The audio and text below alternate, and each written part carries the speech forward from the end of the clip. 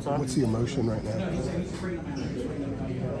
Locker room open at 9:44. We'll close at 10:14. I don't got an answer for you.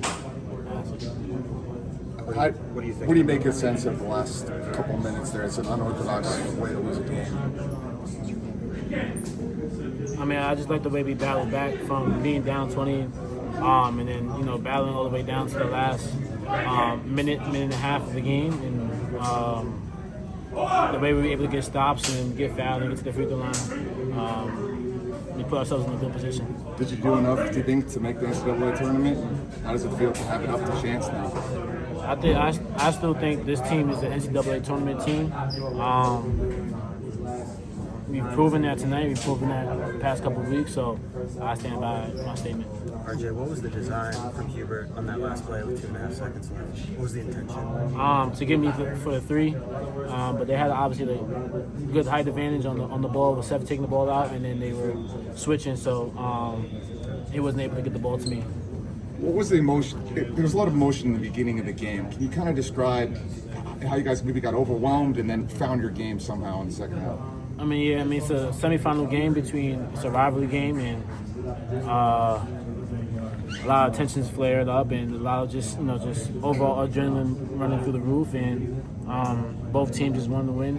But I think we were able to kind of keep our composure when they made their run. I think sometimes we panicked a little bit. We kind of think in the first half a little bit we got back to how we used to play early on in the year, with one-on-one, trying to do it on our own rather than just sticking to what works. And I think we did a better job of doing that in the second half by keeping our composure, and then going on the run.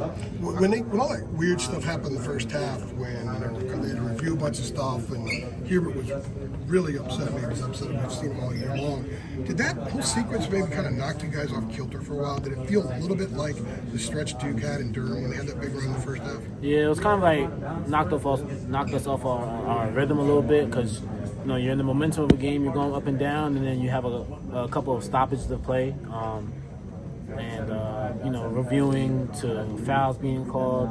So it kind of, a little bit in the first half, kind of resembled, was similar to like yesterday's game against Wake.